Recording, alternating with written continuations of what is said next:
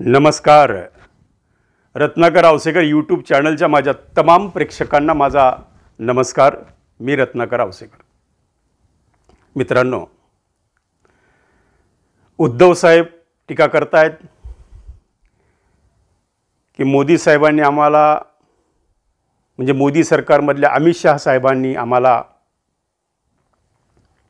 धोका दिला, आमचा पक्ष पळवला, आमचं चिन्ह पळवलं.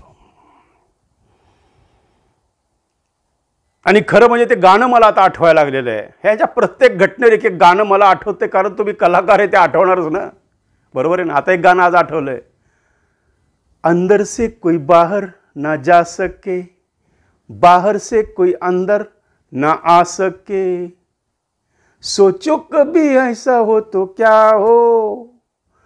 कोण म्हणतंय? अमित शाह. हम तुम डिंग डिंग डिंग डिंग डिंग डिंग डिंग डिंग डिंग एक कमरे में बंद हो. त्या कमरेमध्ये बंद कोण झालेलं आहे? उद्धव साहेब ठाकरे आणि अमित शाह साहेब. दोघांची बंद रूममध्ये काय चर्चा झाली हे दोघांनाच माहिती आहे. अमित शाह साहेब सांगतात की हमने ऐसा कोई वादा नहीं किया. उद्धव साहेब म्हणतात मला धोका देण्यात आला. अडीच वर्ष आमचं ठरलं होतं. पण झालं काय? हम तुम एक कमरे में बंद हो और खुर्ची खो जाए. त्याचं पर्यवसन काय झालं? अहो, उद्धव साहेबांची खुर्ची गेली ना. हे बंद रूममधल्या चर्चा झाल्या, बरोबर आहे, पण खुर्ची कुणाची गेली? उद्धव ठाकरेंची गेली. म्हणून हे गाणं मला आठवलं बरं का. तर असं हे एकमेकाबद्दलचा आरोप आहे. अमित शाह साहेबांना वाटतं की वारंवार मोदींनी सुद्धा या लोकसभेच्या विधानसभेच्या निवडणुकीच्या वेळेस, लोकसभेच्या निवडणुकीच्या वेळेस बऱ्याच वेळा सांगितलेले, स्टेजवरून सांगितलेले की हमारे अगले CM देवेंद्रजी फडणवीस होंगे. त्यावेळेस तुम्ही का नाही बोललात? आजच तुम्ही कसं बोलतात? ज्यावेळेस तुमचं बहुमत आलं, तुम्हाला काँग्रेसची साथ मिळायला लागली की तुम्ही शब्द बदलला. कुठंतरी उद्धव साहेबांना मुख्यमंत्री व्हायचं होतं म्हणून त्यांनी शब्द बदलला, असे आरोप अमित शहांचे आहेत. आता कोण खरं कोण खोटं हे येणारा काळच सांगेल. पण एक माझं असं विश्लेषण आहे, यामध्ये झालं काय तर उद्धव ठाकरे सरकार गेलं आणि यामध्ये संधी साधली एकनाथ शिंदेंनी आणि ते महाराष्ट्र राज्याचे मुख्यमंत्री झाले. आता इथून खरी राजकारणाची गंमत आहे मित्रांनो. या विधानसभेला खऱ्या अर्थानं या महाराष्ट्रामध्ये प्रचंड प्रमाणात रंगत येणार आहे. बरेचसे शिंदेचे मंत्री बंडखोरी करू शकतात, बरेचसे भाजपचे आमदार बंडखोरी करू शकतात, बरेचसे काँग्रेसचे आमदार बंडखोरी करू शकतात, बरेचसे राष्ट्रवादीचे नेते बंडखोरी करू शकतात. आणि एकमेकाच्या पाडण्याच्या नादामध्ये कोणता पक्ष खाली जाईल आणि कोणता पक्ष वर येईल हे सांगणं आज जरा जिकरीचं कठीण काम आहे.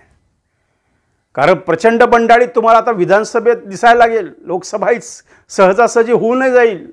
कदाचित हे 400 पार होतील सुद्धा, मोदी सरकार बनेल सुद्धा, मोदी पंतप्रधान होतील सुद्धा, एक अंदाज आहे. पण विधानसभा एवढी सोपी नाही आहे.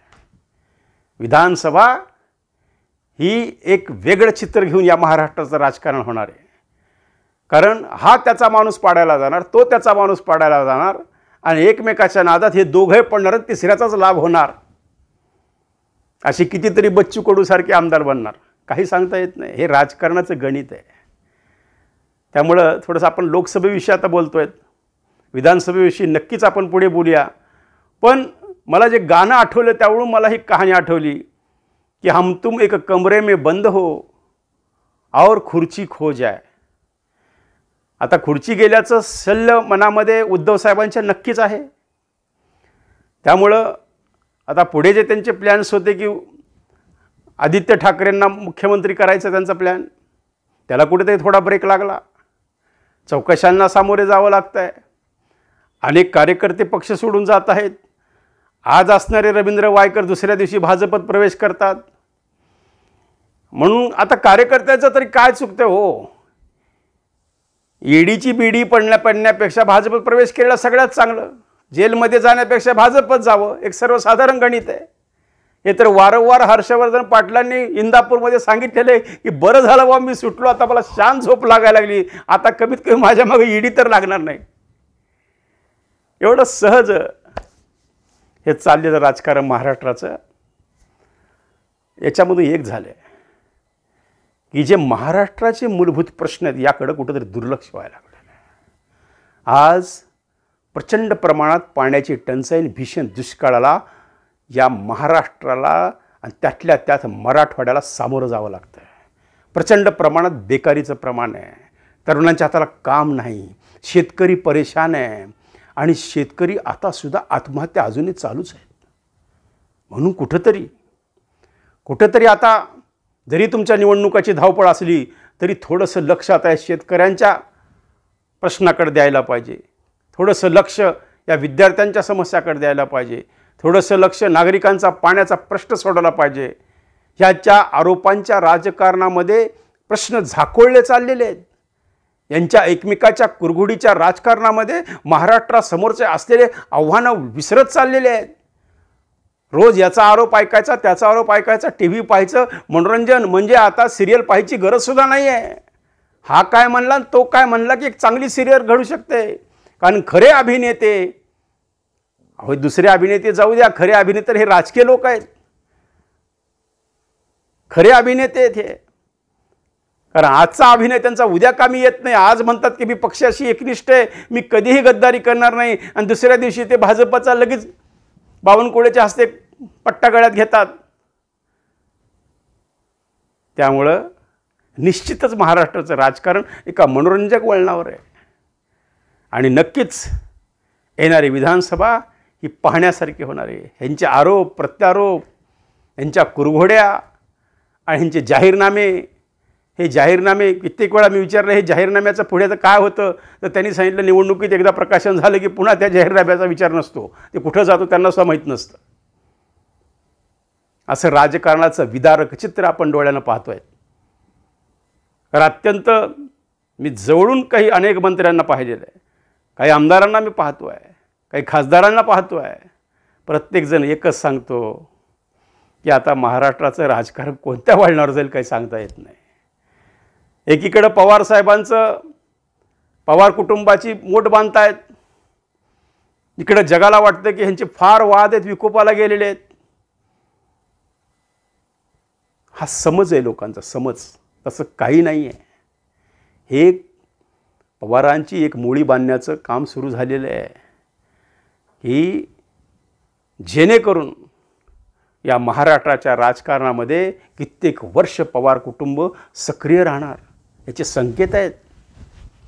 प्रत्येकाला कोणत्या दारानं ते मधी घेत आहेत. राजकारणात प्रवेश आहे, विकास कामात प्रवेश आहे.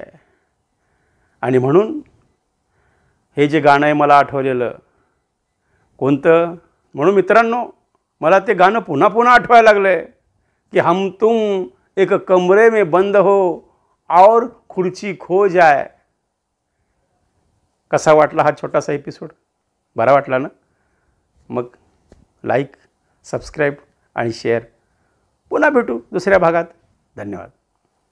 सर्व प्रकारच्या राजकीय प्रचार सीडीजच्या निर्मितीसाठी एकमेव नाव Ratnakar Ausekar. Contact 9890 39 87 88. Online recording CDs देणारं महाराष्ट्रातलं एकमेव नाव रत्नाकर औसेकर. 51 आवाजांचा बादशाह रत्नाकर औसेकर. कॉन्टॅक्ट 9890 39 87 88. आवाजाचा बादशाह रत्नाकर औसेकर यांच्या यूट्यूब चॅनलला लाईक करा, सबस्क्राईब करा आणि आपापल्या ग्रुपवर शेअर करा. चला आपल्या मोबाईलवर सर्वप्रथम आमचा कार्यक्रम मिळवण्यासाठी सहकार्य करा. Ratnakar Ausekar YouTube channel.